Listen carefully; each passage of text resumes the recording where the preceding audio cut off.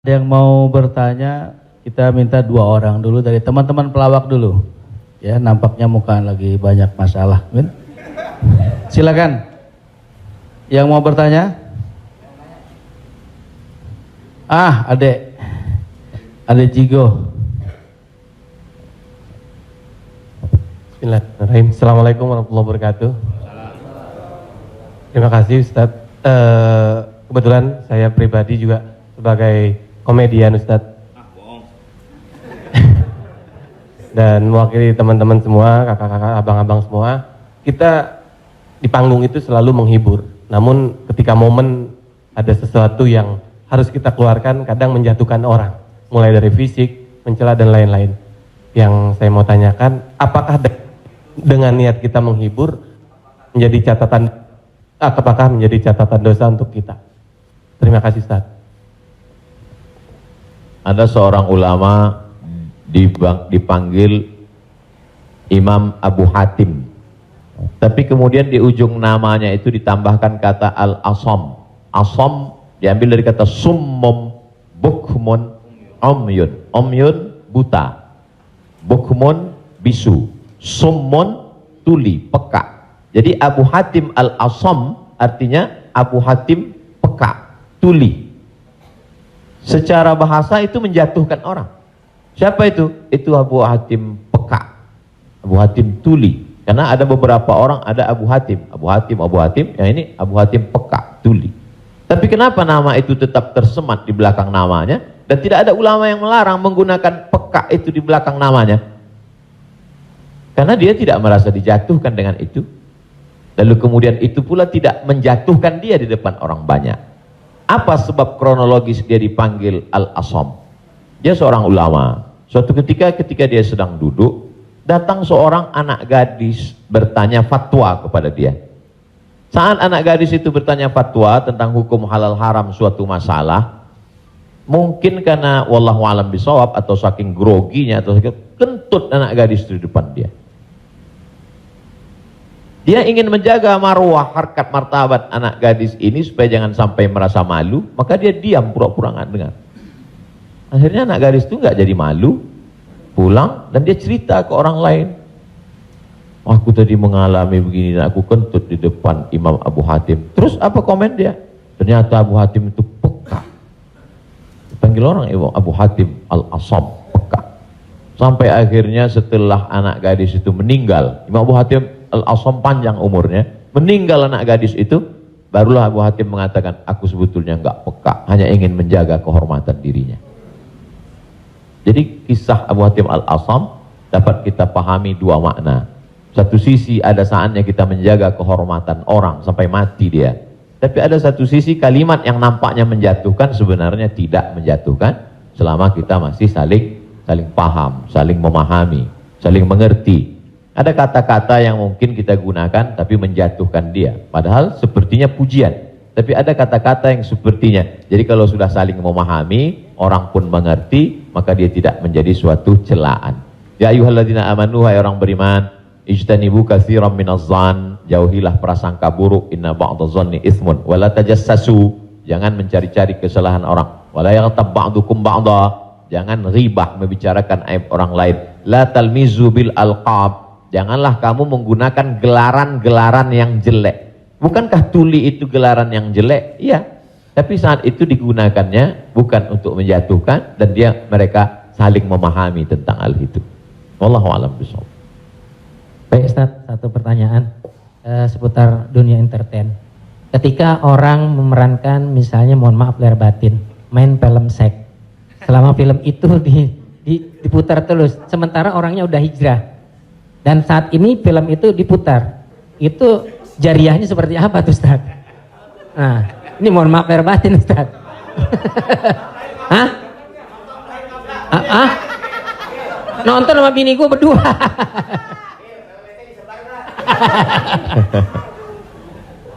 Man sanna fil islami sunnatan hasanatan, siapa yang membuat perbuatan yang baik, falahu ajruha, dia dapat pahalanya. Wa ajru man amila biha, dan orang lain yang terinspirasi dengan itu. Jadi kalau paski membuat rumah tahfiz, lalu kemudian komunitas-komunitas yang lain terinspirasi dengan itu, maka dapat pahala min ghairi an yanqusa min ujurihim syai'un. Pahala mereka tidak berkurang, sama-sama dapat 100 min ba'dih, setelah mati. Itu kalau yang baik. Bagaimana dengan yang tidak baik seperti yang tadi? Man sanna fil islami sunnatan sayyi'atan. Siapa yang membuat sesuatu yang tidak baik, falahu wizruha, dia dapat dosanya, wa wizru man amila biha, dan dosa orang lain yang melakukannya. Setiap ada terjadi pembunuhan di dunia ini, maka Kabil dapat royalti karena dia yang pertama kali melakukannya. Tapi Kabil tidak sempat taubat, tidak sempat hijrah.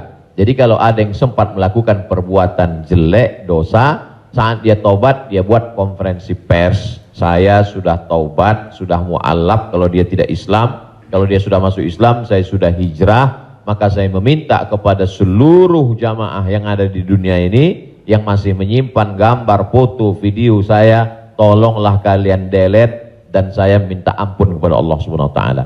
Lebih daripada itu sudah di luar kuasa dia. La yukallifullahu nafsan illa wus'aha. Allah tidak membebani orang lebih daripada usahanya. Ada seorang hamba berpesan di zaman Nabi SAW, nanti kalau aku mati, maka bakarlah jasadku, lalu campakkan debunya ke laut. Kenapa? Karena aku takut bertemu dengan Allah Subhanahu wa taala atas segala dosa-dosaku. Disampaikan kepada Allah Subhanahu wa taala, kata Allah, aku ampuni hambaku itu karena masih ada rasa takut dalam hatinya. Makanya khotib naik ke atas mimbar, pesannya ittaqullah, takutlah kepada Allah. Kenapa kurban Habil diterima, kurban Kabil tidak diterima? La imbasatta ilayya yadaka litaqtulani, andai kau ambil batu besar untuk kau timpakan ke atas kepalaku, kata Habil, ma ana bibasiti yadiya ilaika liaqtulak, aku tidak akan membalas untuk membunuh wahai saudaraku. Kenapa? Inni akhafullah, aku takut kepada Allah Subhanahu wa taala. Saya yakin Mas, Abang yang berprofesi dalam dunia keartisan ini, apa yang membuat hijrah ini? Masih ada rasa takut di dalam hati. Rasa takut inilah yang kita pupuk bersama. Ada takut 5%, 5% kita jadikan menjadi sebuah komunitas, lalu kemudian kita jadikan sebuah amal nyata dalam kehidupan. Disupport oleh Pak Prof dengan keluarga besar almarhumah, diberikan kesempatan untuk menuntut ilmu di Fakultas Hukum, di penyiaran Islam, maka dia menjadi gerakan yang luar biasa. Allahu a'lam. Terima kasih. Selanjutnya ada adik Ginanjar Sukmana. Setelah itu Bang Atet Jakaria. Terima kasih Bang Tola, Tobek Lala. Ustadz, tadi Ustadz cerita bahwa Rasulullah juga bergurau, tapi gurauannya itu tidak pernah berdusta, dan itu yang tidak boleh, kata Rasulullah. Sementara teman-teman pelawak, sadar atau tidak sadar, lawakannya itu banyak berdustanya juga Ustadz. Cari-cari, mengada-ada kan, karena memang tujuannya untuk membuat orang tertawa. Tapi kalau saya kan, maaf, saya bukan pelawak, saya peragawan Ustadz. Jadi peragawan pakaian anak-anak. Jadi saya dengar dusta kan gitu ya. Contohnya kayak tadi gitu. Atau Bopak umpamanya dia mengatakan dirinya ganteng, dia cerita bahwa banyak cewek yang suka sama dia, itu kan berdusta Ustaz. Iya kan? Fitnah kan? Kita Willy. Enggak, tapi kalau soal ketampak. Jadi mohon dijelaskan kembali oleh Ustadz Abdul Somad batasan bagaimana di dalam melawak yang tidak boleh berdusta, sehingga kalau memang ternyata pelawak tidak boleh berdusta dalam melawakannya, mungkin saya sedang pikir-pikir dulu untuk melanjutkan profesi ini Ustadz. Saya takut masuk neraka. Terima kasih Ustadz Abdul Somad. Assalamualaikum warahmatullahi wabarakatuh. Ada saatnya kita berilustrasi, menceritakan suatu kisah. Jadi sebetulnya para penulis novel Islam pun dia sebenarnya kisah itu ada juga yang fiktif atau dicampur antara nyata. Bahkan Buya Hamka menulis kisah campuran antara tenggelamnya kapal Panderwick adalah campuran antara nyata dan fiksi. Apakah ketika orang bercerita tentang fiksi itu dia berdusta? Tidak. Jadi kita bisa bedakan itu antara orang memang betul-betul dia berdusta. Kemarin saya melakukan ini suatu, padahal cerita itu tidak ada. Beda dengan dia misalnya katakan, saya ini Ustadz seorang peragawan, tapi peragawan pakaian anak-anak.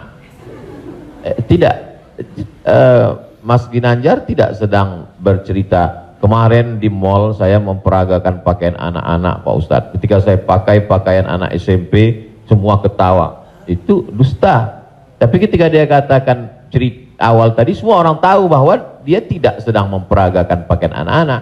Dia hanya sedang menunjukkan tentang dirinya. Secara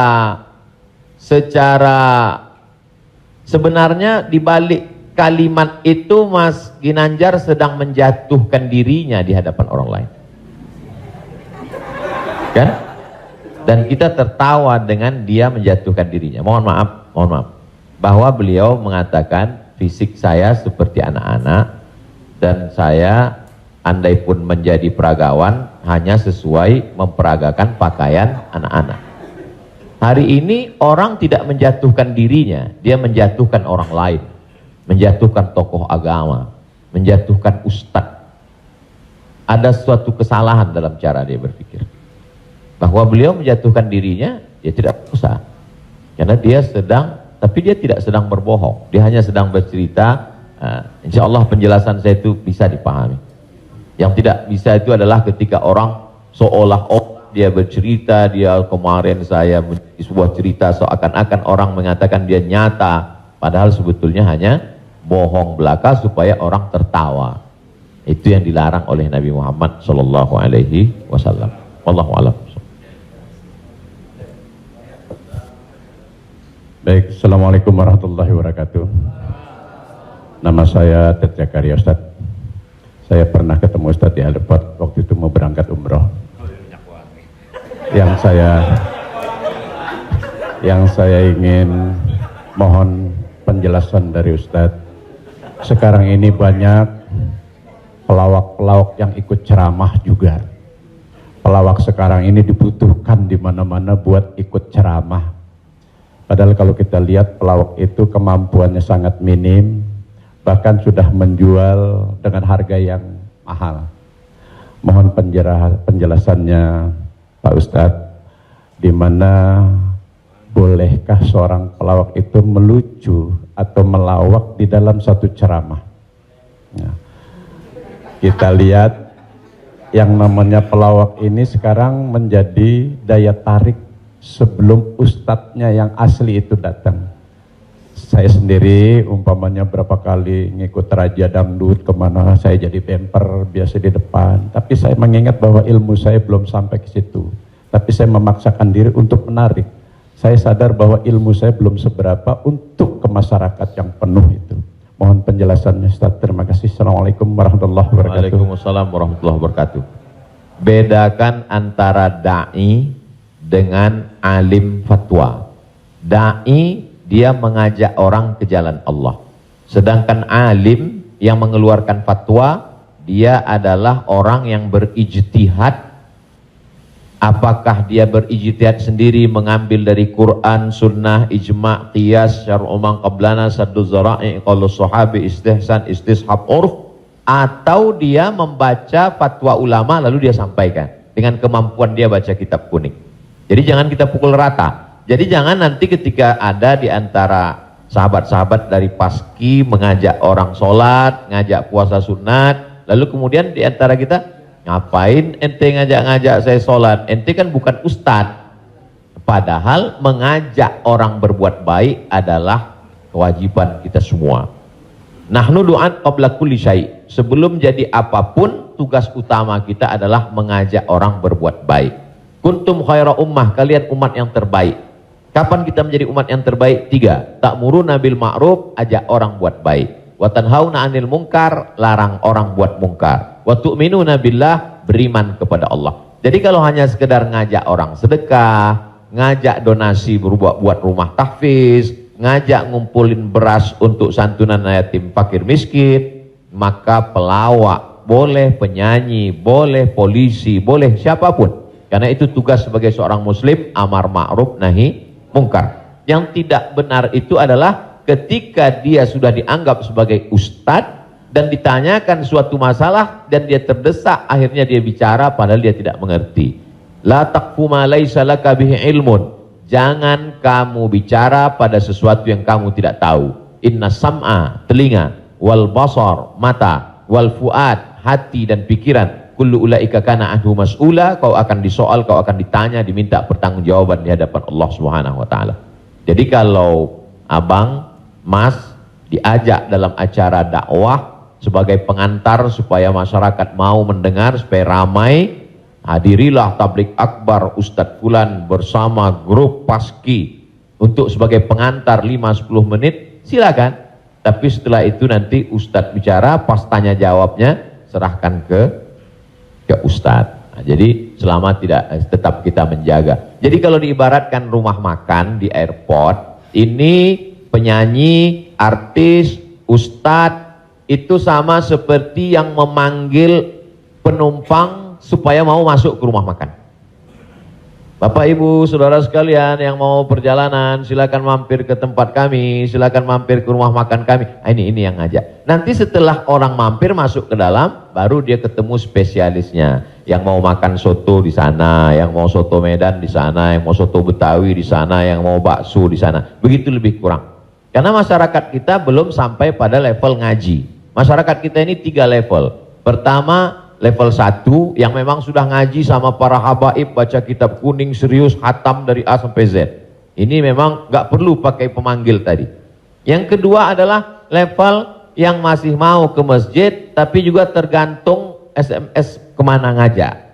Ngaji oke, kesini pun oke. Ini yang level 2. Yang level 3 ngelihat masjid pun masih takut. Makanya saya kalau tablik akbar pengajian ke daerah itu saya bagi 3. Ada pengajian yang saya memang nggak mau di masjid, saya pengajiannya maunya di lapangan sepak bola, di stadion, supaya sampai ke grassroots. Ada level 3 yang belum mau ke masjid. Saya terus terang Ustadz, ke masjid ini trauma. Beberapa teman saya ke masjid ninggal.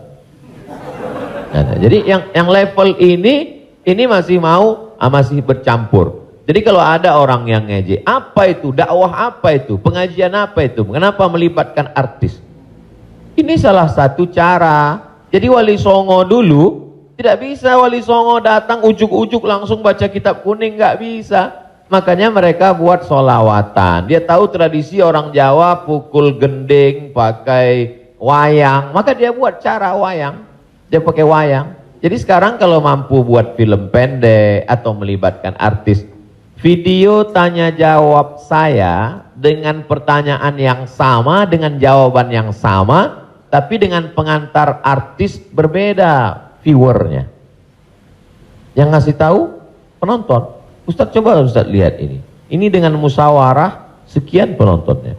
Tapi ketika Ustadz di masjid dengan jamaah sekian penontonnya. Artinya apa? Dakwah bisa sampai melalui lisan sahabat-sahabat kawan-kawan.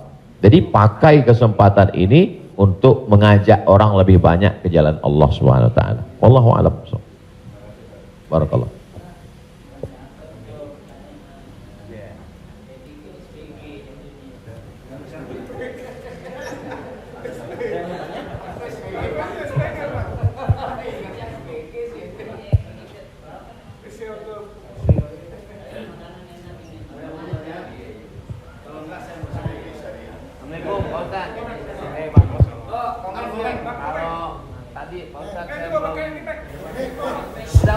Udah Pak.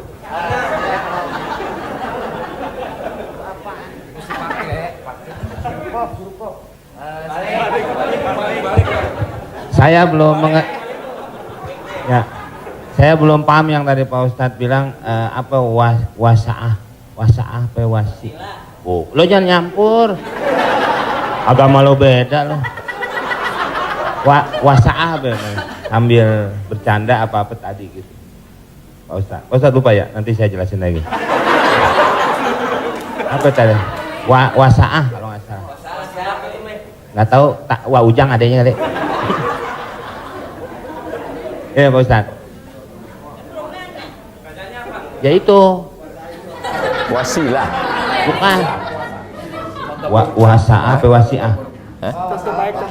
Wassalam habis dong. Hah? Sa'ah wasa'ah. Nah, itu Pak Ustaz. Sa'ah. Jadi ketika itu ucapan hadis Nabi. Ada seorang sahabat, dia datang menemui Nabi. Kenapa ketika kami duduk bersamamu ya Rasulullah di dalam Masjid Nabawi, di majelis ilmu, kami merasa dekat dengan Allah. Kami merasa takut kepada Allah. Tapi ketika kami pulang ke rumah, ketemu dengan anak istri bersenda gurau, kok rasanya beda. Lalu apa kata Nabi? Sa'ah wa sa'ah. Hidup ini ada masanya serius, ada masanya bercanda, ada masanya begini. Lau kuntum kama kuntum la safahatkumul malaikah. Seandainya kamu seperti itu terus, seperti saat berada denganku di hadapanku di masjid, tidak berubah-berubah, turun malaikat bersalaman dengan kamu, kata Nabi SAW. Jadi sahabat itu pun mengalami seperti yang kita alami dan kekhawatiran seperti kekhawatiran kita. Ketika kita duduk dengan Habib, dengan Ustadz di masjid, dengan Kiai, dengan Tuan Guru, terasa begitu full iman. Tapi begitu pulang ke rumah, kok begitu ya? Rasa yang kita rasakan sekarang dirasakan juga sahabat Nabi dulu, dan mereka tanya, kata Nabi nggak salah. Karena hidup ini ada sa'ah wa sa'ah. Sa'ah artinya bahasa Indonesianya saat. Semua ada saatnya, semua ada masanya. Selama tidak kita katakan, kamu kok mabuk kemarin? Semua ada saatnya. Ada saatnya mabuk, ada saatnya. Allah. Terima kasih Pak Ustaz. Paham ya? Ya, enggak, ya, paham dong.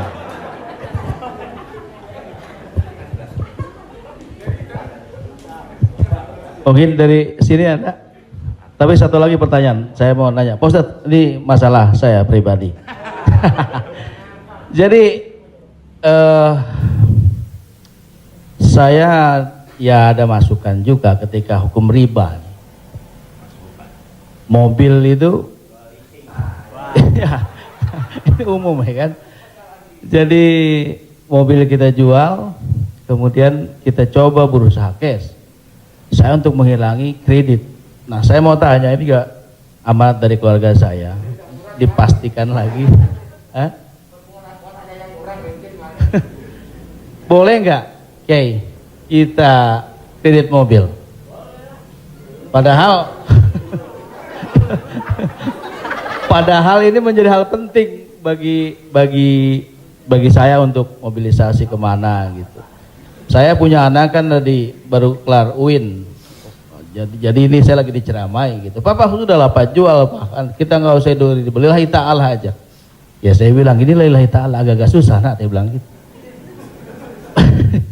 Tapi ini real, saya jual, saya mencoba untuk beli cash, nungguin cash lama. Jadi jangan suka buka aib orang, Mbak.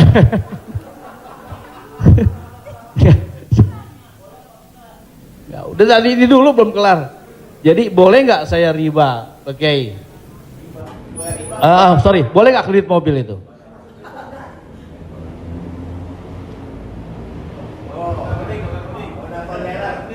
Alhamdulillah CRV jadi baru gue. Buka Google, ada tulisan saya di situ.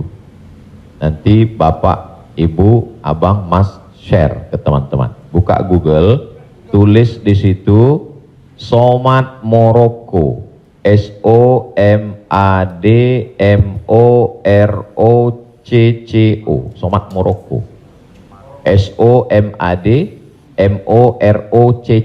Somad Morocco, spasi kredit, sudah, enter. Somad Morocco spasi kredit, tulisan yang paling atas kredit, ada tanda tanya, aska. Di situ jawaban. Saya sudah tulis tentang masalah kredit ini.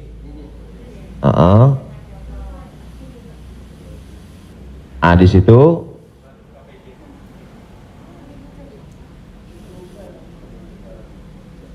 Nah, bisa dibaca. Bisa bahasa Arab, Ustaz. Ada terjemah Mas Komeng, terjemah di bawah, terjemah di bawahnya.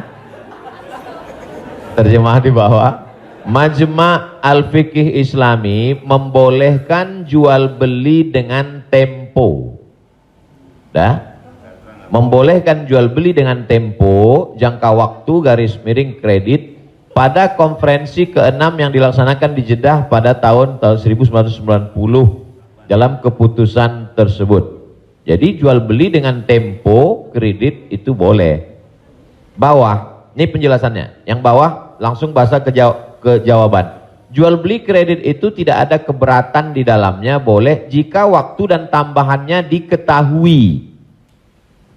Dibayar dalam waktu 2 tahun. Dibayar dalam harga 200 juta, dicicil 1 bulan 15 juta, misal 10 juta, 12 juta. Meskipun harga kredit lebih mahal daripada kontan, karena penjual dan pembeli sama-sama mendapat manfaat. Penjual mendapat manfaat tambahan harga dan pembeli mendapat manfaat tempo jangka waktu. Disebutkan dalam Sahih Al-Bukhari. Apakah di zaman Nabi ada kredit? Ada. Dalam Sahih Bukhari, Sahih Muslim, bahwa Barirah itu manusia. Waktu itu masih boleh jual manusia, hamba sahaya. Bahwa Barirah dijual oleh tuannya dengan cara kredit selama 9 tahun. 1 tahunnya dibayar 40 dirham. Ini menunjukkan bolehnya jual beli kredit. Kesimpulannya, uang dengan barang boleh, tapi uang dengan uang riba. Prof, saya pinjam uang 200 juta, nanti saya bayar 220, haram, riba. Tapi ketika saya beli mobil, Prof, saya cicil tiap bulan, maka lunas dalam waktu 1 tahun, itu tidak riba, karena akadnya uang dengan barang. Yang jadi masalah ketika kita pergi ke dealer untuk beli mobil, kita katakan kita tidak punya uang cash, dia tidak mau langsung transaksi dengan dia, tapi dia akan libatkan pihak ketiga, penyedia keuangan. Pada akhirnya transaksi kita adalah uang dengan uang, bukan uang dengan barang. Lalu apa solusinya? Pergi ke bank syariah. Kenapa di bank syariah uang dengan barang? Assalamualaikum, waalaikumsalam. Bank syariah, saya mau beli mobil. Terus mau pinjam uang, kata bank syariah, kami tidak melayani peminjaman uang dengan uang, karena uang dengan uang berbunga haram. Bapak sebetulnya mau beli apa? Mau beli mobil. Kata orang bank syariah, mobilnya kami beli. Bank syariah membeli mobil. Setelah itu bank syariah menjual mobil itu ke kita, maka akadnya kredit sama seperti Barirah dibeli pada zaman Nabi, kredit 9 tahun. Jadi akadnya adalah uang dengan barang. Begitu. Allahu a'lam. Ya alhamdulillah. Beli lagi, saya lebih kembali lagi pakai syariah. Selanjutnya siapa yang mau bertanya? Silakan umum sekarang. Bang Dery mau nanya? Oh, yang ibu-ibu aja, ibu-ibu. Pak.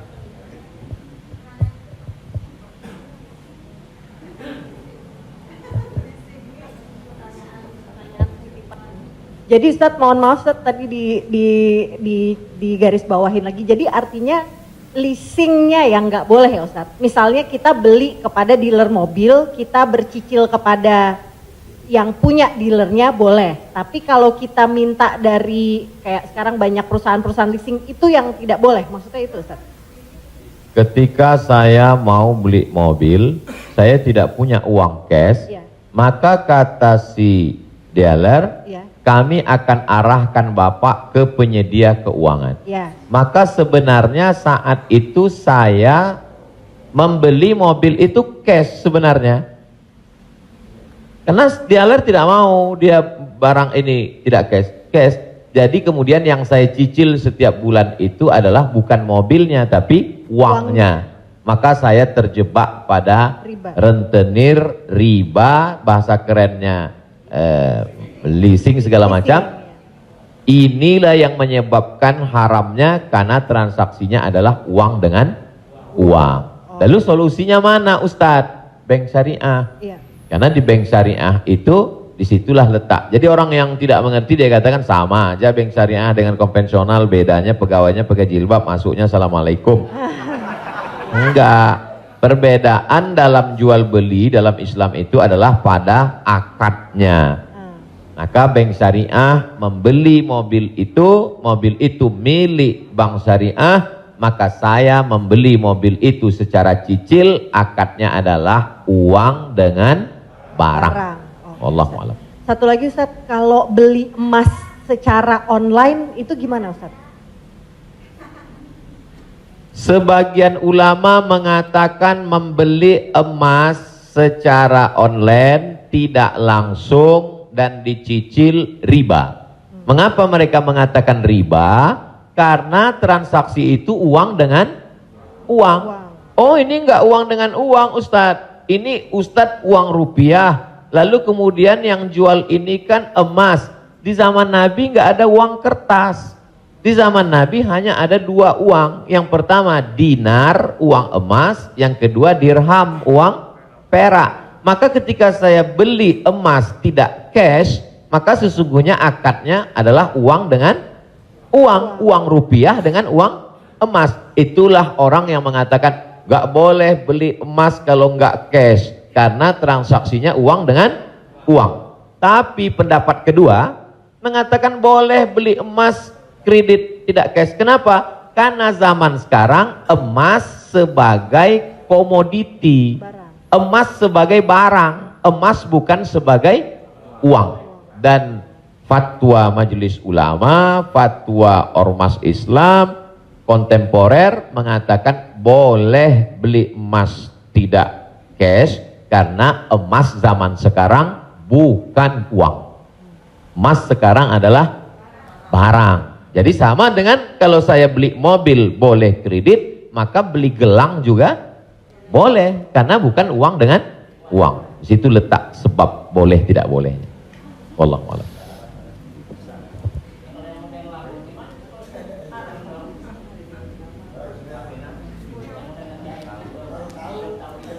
Yang sudah banyak-banyak taubat nasuha, sholat sunat, istighfar. Kalau sedang dalam proses bisa dibom, ada aset yang bisa dijual untuk ngebom supaya selesai, jual lah.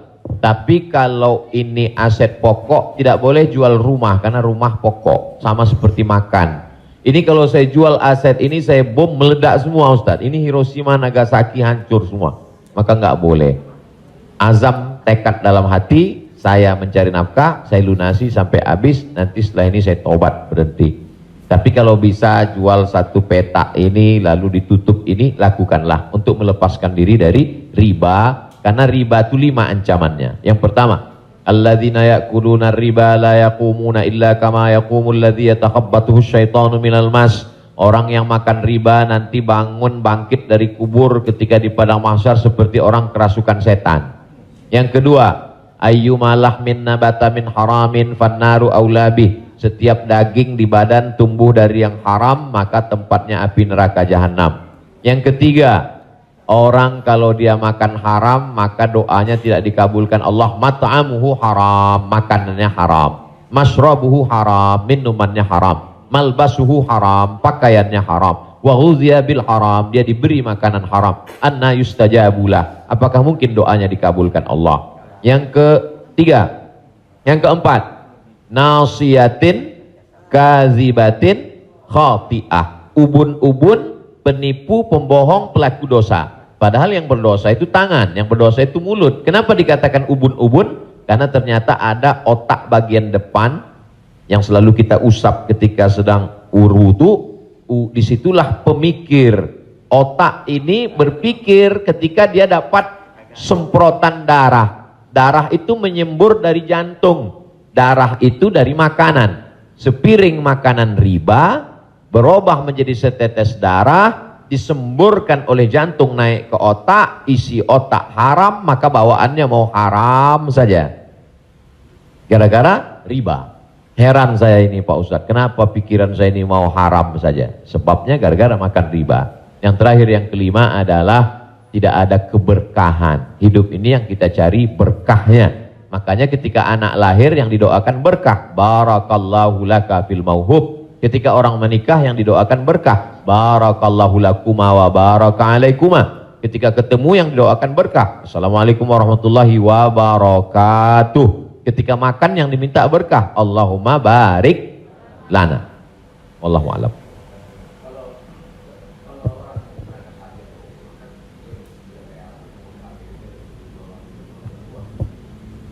Transaksi uang dengan uang boleh dengan syarat yadan biadin, langsung cash.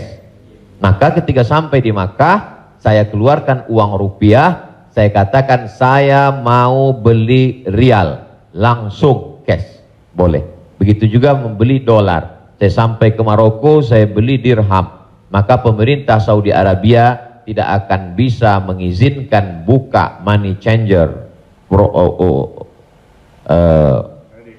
uang, pertukaran uang ini kalau tidak ada fatwa dari ulama. Mereka amat sangat ketat. Jadi boleh tukar ini selama dia langsung dan cash di tempat itu, langsung jadi. Wallahu a'lam.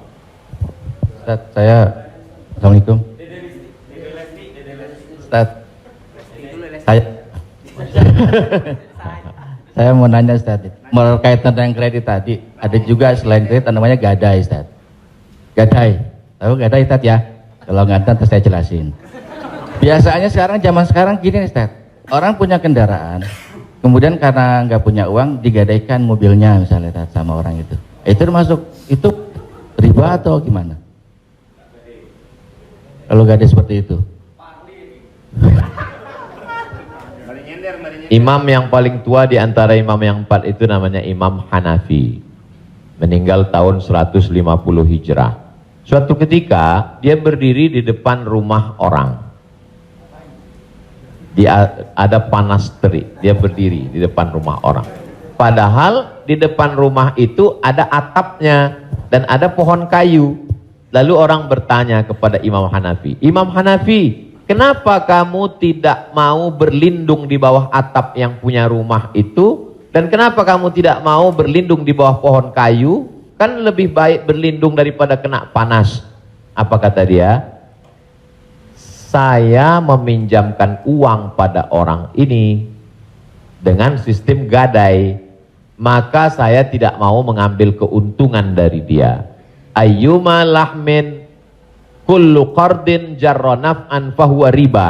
Setiap gadai pinjaman kalau kita ambil manfaat maka itu berarti riba. Tidak mau bernaung di bawah atap rumahnya karena itu dianggap sebagai manfaat. Jadi manfaat tidak hanya sebagai uang tapi juga manfaat sampai sekecil itu dia menjaga dirinya. Jadi gadai dalam Islam hukumnya boleh, tapi jangan ambil manfaat dari gadai. Yang terjadi sekarang adalah orang mengambil manfaat dari gadai. Saya punya uang, lalu kemudian ada orang mau pinjam uang, saya tidak percaya dengan dia.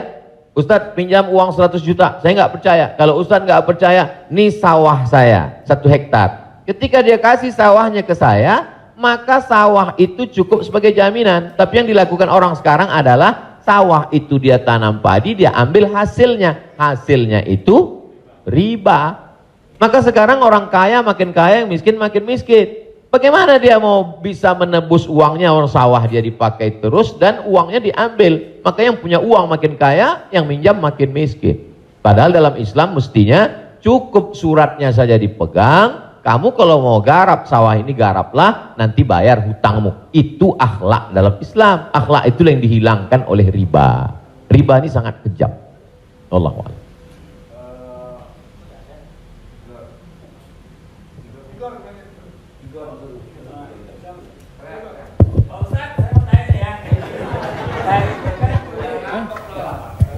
Pak Ustadz, Assalamualaikum.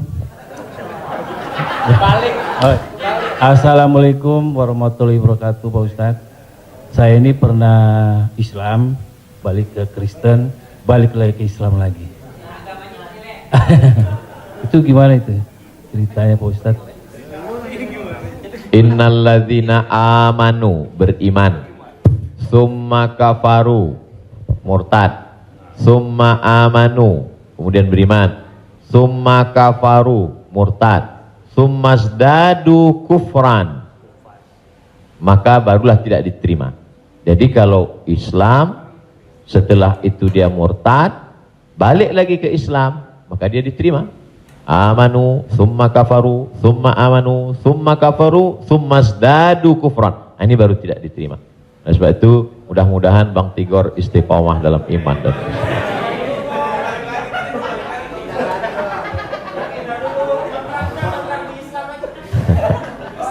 Agama lu kayak angkos bolak-balik.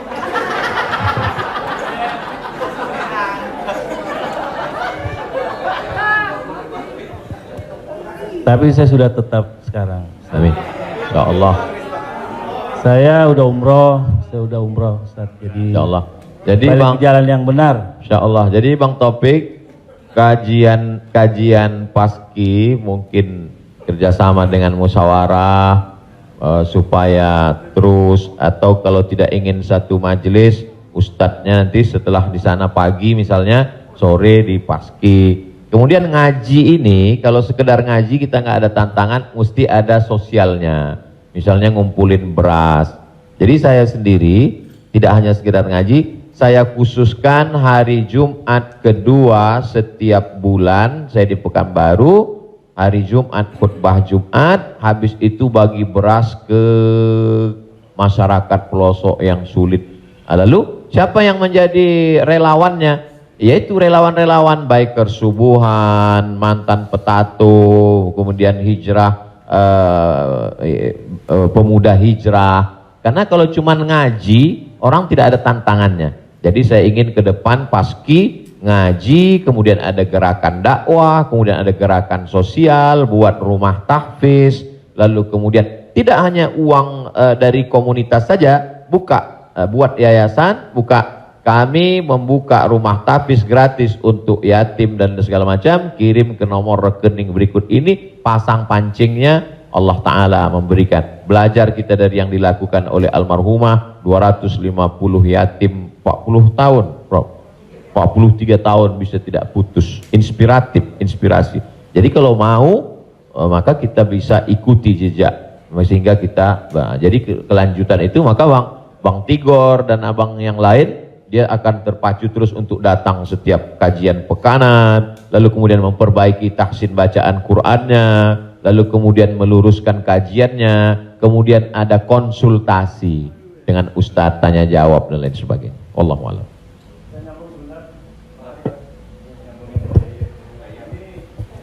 Apakah ada warisan? Karena kalau kita dengar dalam satu, kalau kita melayat, sering orang bilang kalau almarhum atau almarhumah punya utang piutang berhubungan dengan keluarga, sedangkan kita nggak tahu bahwa itu adalah riba. Apakah termasuk warisan itu dosanya? Terima kasih. Tidak boleh harta warisan dibagi sebelum dilakukan dua hal. Yang pertama, mim ba'di wasiyatin, keluarkan wasiat. Wasiat hanya sepertiga total harta. Jadi kalau dalam surat wasiatnya, aku wasiatkan ruko ini untuk sekolah tahfiz. Total harga ruko 1 miliar. Sedangkan harta dia cuma 2 miliar. Maka yang jatuh menjadi wasiat hanya 666 juta. Sedangkan sisanya dibagi kepada ahli waris. Pertama, keluarkan wasiat, sepertiga paling banyak. Setelah keluar wasiat, mim ba'di wasiyatin yusabiha au dain. Dain, bayarkan hutangnya. Jadi kalau ada orang meninggal, hutangnya dibayarkan dari harta warisan. Jadi kalau harta warisan habis, apakah anak wajib membayarkan hutang bapaknya? Tidak. Anak hanya wajib membayarkan hutang almarhum dari harta yang dia tinggalkan. Adapun kalau si anak mau berbakti kepada orang tuanya, dia bayarkan, baik, tapi dia tidak punya kewajiban, dia bayarkan dari harta dirinya sendiri. Jadi makanya kadang kita baca, jangan beli ruko ini bermasalah. Di mana letak masalahnya? Karena ruko itu dibagi sebelum hutang dibayar. Muncul masalah. Sebetulnya ruko itu bukan milik anak-anaknya, tapi milik piutang, milik orang yang dulu pernah dipinjam uangnya. Dua, keluarkan baru bagi harta warisan. Allahu a'lam.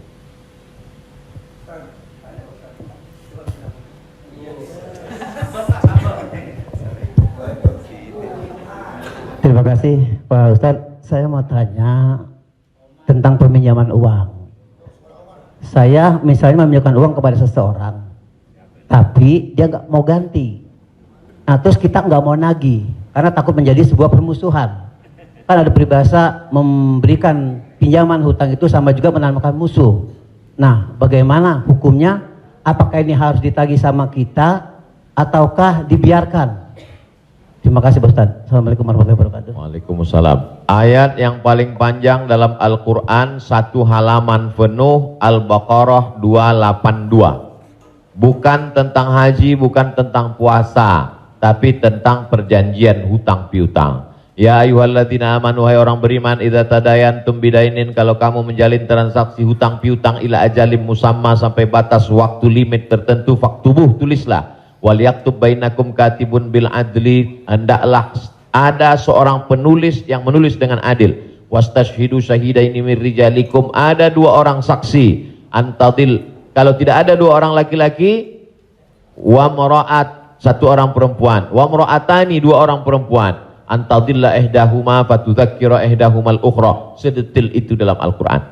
Jadi kalau saya menagih hutang, sesungguhnya bukan saya sedang mencari musuh, tapi menyelamatkan dia supaya dia dan anak cucunya jangan sampai makan haram. Kalau dia tidak sanggup, ayat yang kedua, fanaziratun ila maisarah, kasih sampai batas waktu dia lapang. Kamu bisa bayar kapan? Insya Allah 1 Mei Pak Ustadz. Tahun berapa? Tahun 2022. Oke, insya Allah Mei 2022 lapang. Tidak juga dia sanggup membayar, lebih banyak minyak kita nagih daripada uang yang mau ditagih. Masuk ayat ketiga, wa antasaddaqu khairul lakum, kamu sedekahkan lebih baik. Aku sudah capek, asam uratku naik, asam lambungku kumat, kau ambil aja lah ini. Wa antasaddaqu khairul lakum, kau sedekahkan lebih baik. Yang menghafal ayat ini yang memberi pinjaman, bukan yang minjam.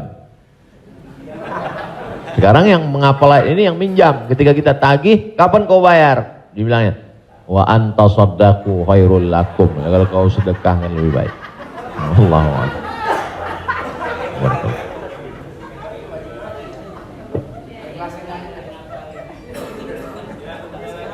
Ada yang nanya lagi? Ada yang nanya lagi ya?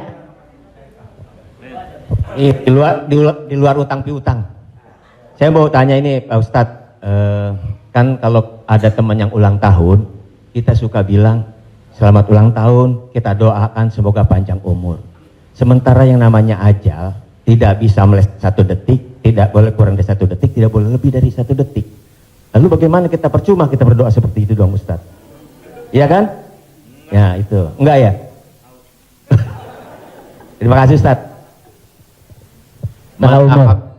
Man ahabba ayyubsatalahu fi rizqihi, siapa yang mau dilapangkan rezekinya, wa yunsa'alahu fi atharihi, mau dipanjangkan umurnya, falyasil rahimahu, hendaklah dia menyambung tali silaturahim.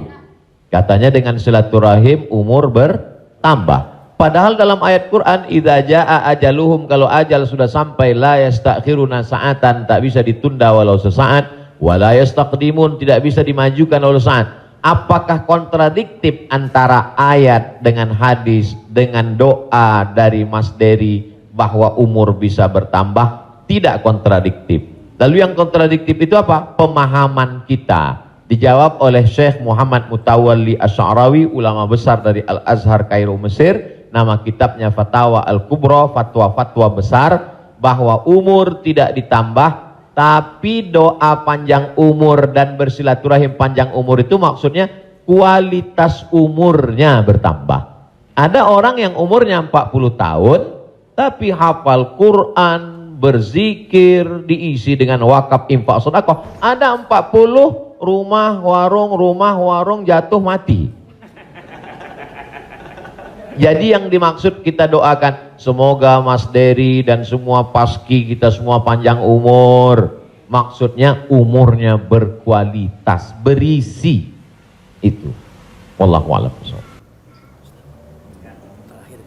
Boleh? Ya. Gimana?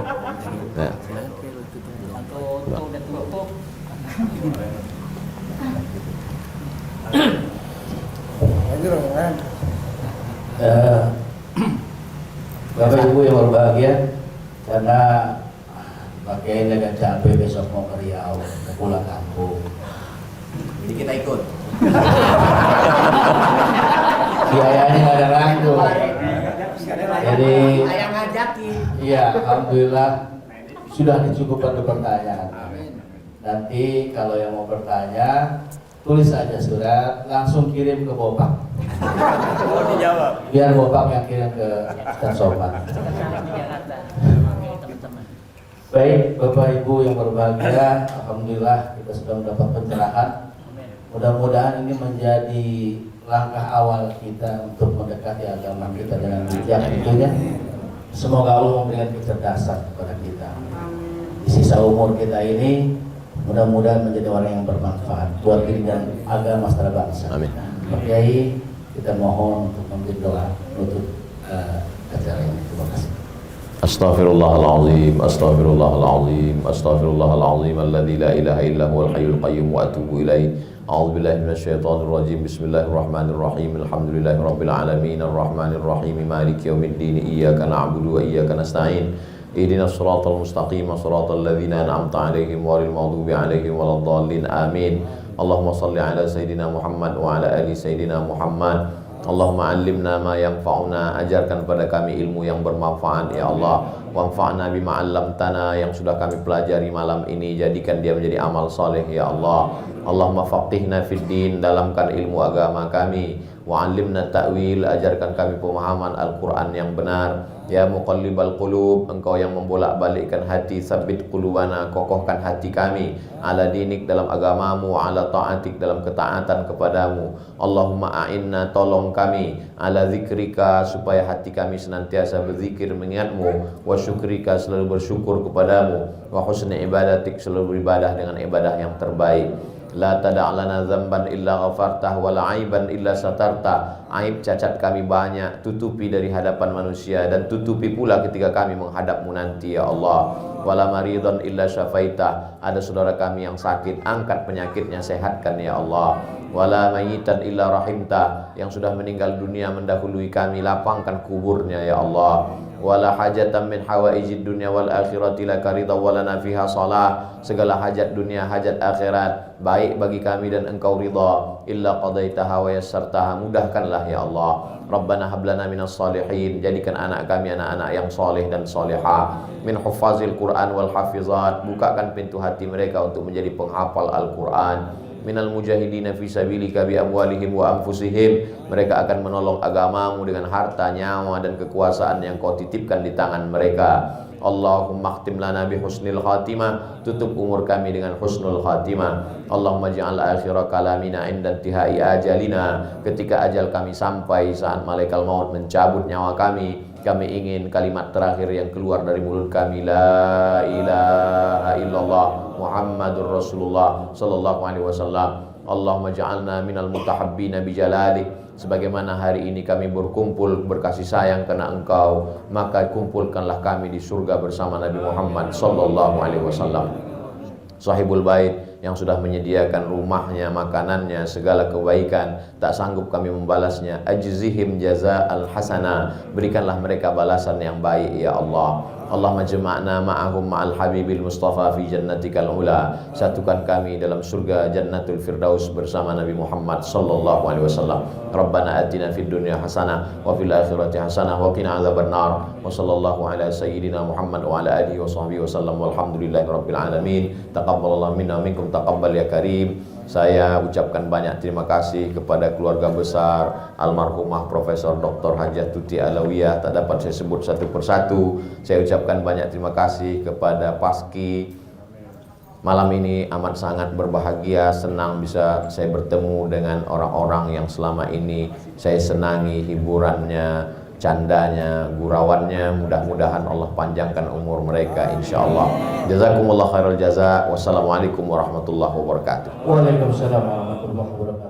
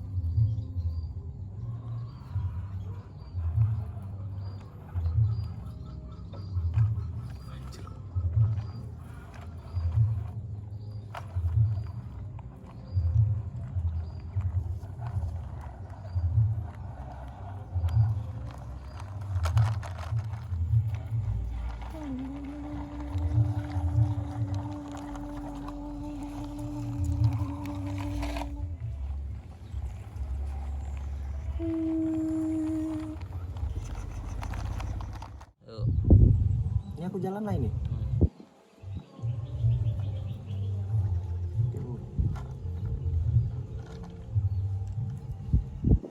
Terus ini.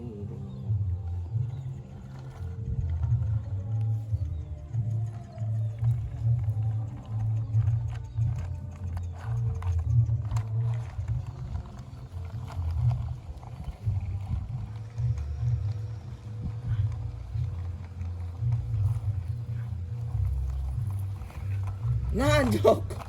Nah, anjlok ul. Wah, keretanya anjlok. Tot. Tot.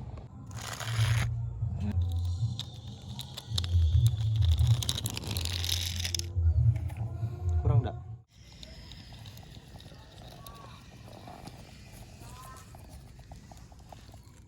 Langsung aja.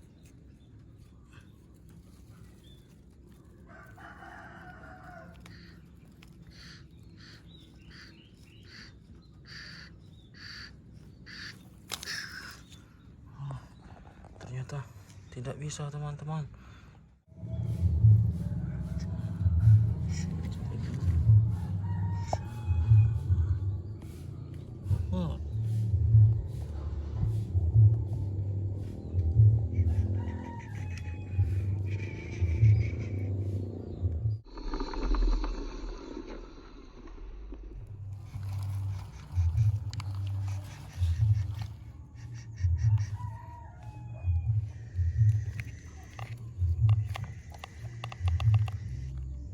Majulah. Agak lama dikit durasinya.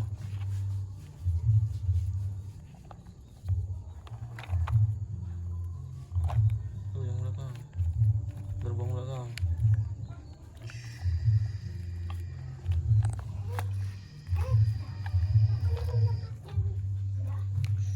Tarik lah.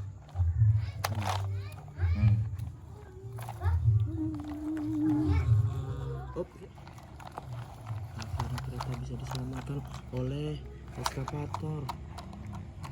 Terima kasih eskavator. Ini Roman. Terima kasih pahlawan. Akhirnya kereta sudah tiba. Kereta tiba di stasiun. Habis bisa sih. Goreng deh,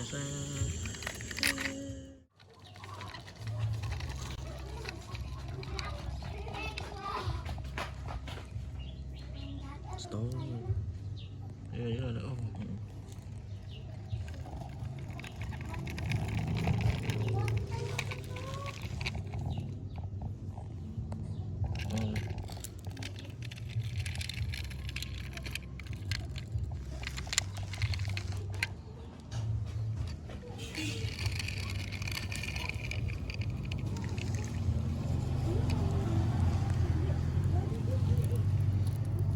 Bisnya menunggu penumpang.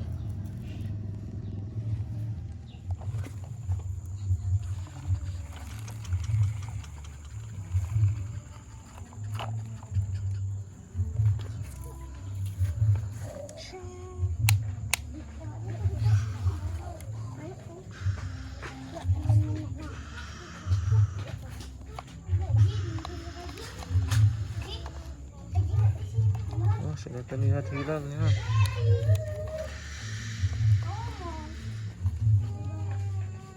Nah, ayo cari lagi teman-teman.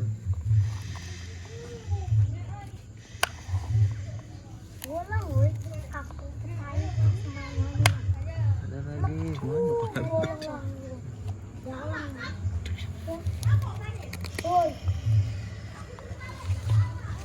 Yo Mas ya.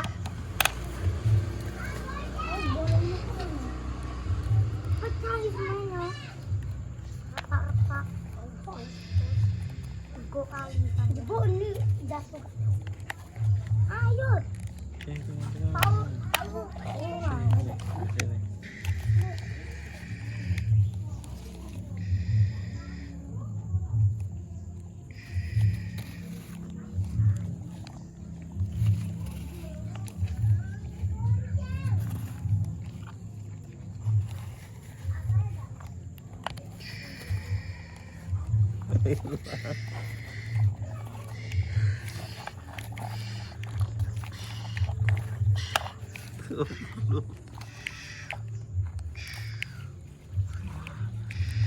Koin emas teman-teman. Oh,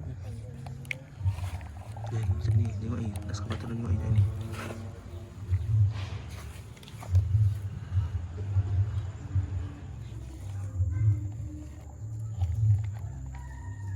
Stop dulu. Oh, mana?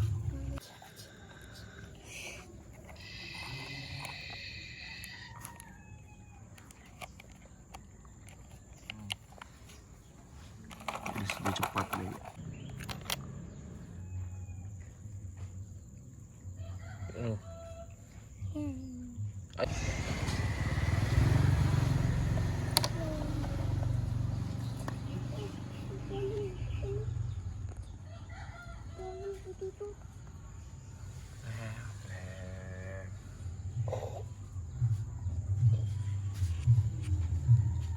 Nggak main durasi.